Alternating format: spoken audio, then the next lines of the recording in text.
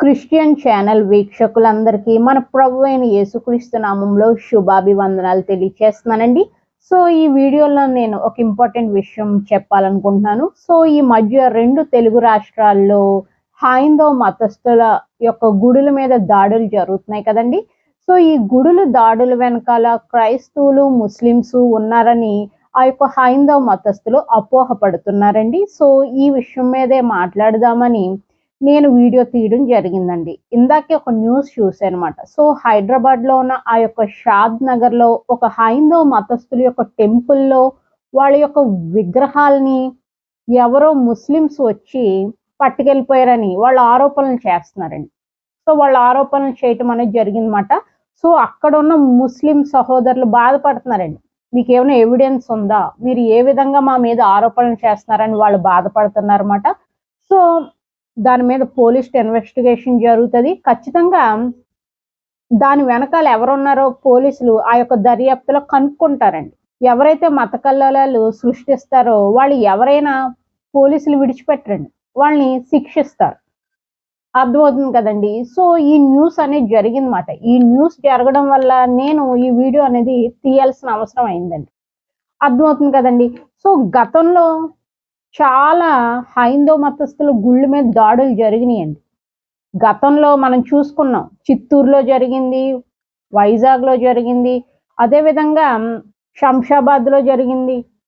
So ఆ యొక్క గుడుల్లో దాడులనేవి జరుగుతున్నాయండి. ఆ దాడుల వెనకాల వాళ్ళ మతస్థులే ఉన్నారని నిర్ధారణ కూడా చేశారండి.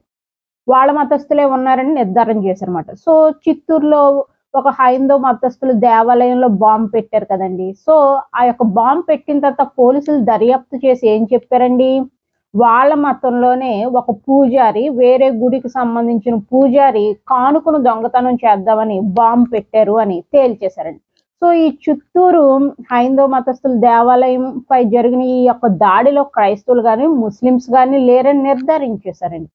మొన్న వైజాగ్‌లో కూడా హైందవ మతస్థుల దేవత యొక్క తలని ఎవరో తీసేశారండి. అప్పుడు కూడా క్రిస్టియన్సే చేశారని ప్రూఫ్ లేకుండానే ఆరోపణలు చేశారన్నమాట. చేసినప్పుడు ఏమైందండి? దర్యాప్తు చేసినప్పుడు వాళ్ళ మతస్థులే ఆ విధంగా చేశారని నేరం అనేది రుజువయిందన్నమాట.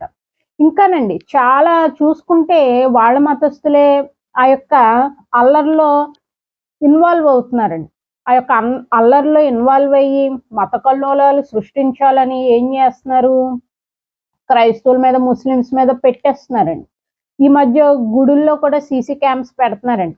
సో ఆధారాలు లేకుండా ఎవరిని శిక్షించరండి. ఆరోపణలు చేసిన ప్రూఫ్‌తోనే శిక్షణ జరుగుతది. సో మీ యొక్క దేవాలయాలను మీరు రక్షించుకోవాలి. చక్కగా సీసీ క్యామ్ ఫుటేజ్ పెట్టుకోండి. సీసీ క్యామ్స్ పెట్టుకోండి. సో దాన్ని బట్టి చక్కగా మీరు మీ యొక్క దేవతలను మీరు రక్షించుకోవచ్చండి. అంతేగాని ప్రూఫ్ లేకుండా క్రిస్టియన్స్ మీద, ముస్లిమ్స్ మీద ఆరోపణలు క్రిస్టియన్స్, ముస్లిమ్సే కాదండి. ప్రూఫ్ లేకుండా ఎవరి మీద కూడా ఆరోపణలు చేయకూడదండి. నెక్స్ట్ ఈ యొక్క క్రైస్తవులు, ముస్లిమ్స్ అసలు హైందవ మతస్థులు దేవాలయంలో గాని, ఇతర మతస్థులు దేవాలయాల్లో గాని వెళ్తారా? అసలు వాళ్ళ విగ్రహాలను ముట్టుకుంటారా? మొన్నే చాలా డిబేట్స్ అయినాయి కదండీ. అన్య మతస్థులు దేవతలకి అర్పించిన ఆ యొక్క ప్రసాదాలు క్రైస్తవులు తినవచ్చా? అని చాలా పెద్ద డిబేట్ జరిగింది. ప్రసాదాలే తినరండి క్రైస్తవులు. ముస్లిమ్సు తినరు. ఆళ్ళ గ్రంథాల్లో రాసుంది. ముస్లిం గ్రంథంలో రాసుంది. క్రైస్తవుల గ్రంథంలో అన్యమత దేవతలకు అర్పించిన ప్రసాదాలు తినకూడదు. వాళ్ళ దేవతలను ముట్టుకోకూడదు. వాళ్ళ గుడుల్లోకి వెళ్ళకూడదు అని దేవుడు క్లియర్‌గా బైబిల్‌లో లిఖించారండి. మరి ఏ క్రైస్తవులండి దేవుని వాక్యానికి వ్యతిరేకంగా నడుచుకుంటూ మీ యొక్క గుడుల్లోకొచ్చి ఆ యొక్క దేవతల్ని ధ్వంసం చేస్తారండి? అర్థమవుతుందండి. ఏ క్రైస్తవులు గాని, ముస్లిమ్స్ గాని ఎవ్వరు మీ గుడుల్లోకి రారండి. దేవుడు చెప్పాడు వాళ్ళ గుడుల్లోకి వెళ్ళొద్దు. వాళ్ళ ప్రసాదాలు భుజించొద్దు. వాళ్ళ దేవతల్ని టచ్ చేయొద్దు అని. సో ఈ హైందవ మతస్థుల యొక్క గుడుల విధ్వంసంలో వాళ్ళ మతస్థులే ఉండడం అనేది చాలా విచారకరమైన సంఘటన అండి. సో ఈ అన్య మతస్థుల గుడులు యొక్క డిస్ట్రక్షన్‌లో వాళ్ళ మతస్థులే ఉండడం చాలా విచారకరమైంది. సో బాగా మీరు కూడా బోధించండి. మీ మతస్థులకు చెప్పండి. అటువంటి పనులు చేయకూడదు. జాగ్రత్తగా ఉండాలని మీరు చెప్పండి.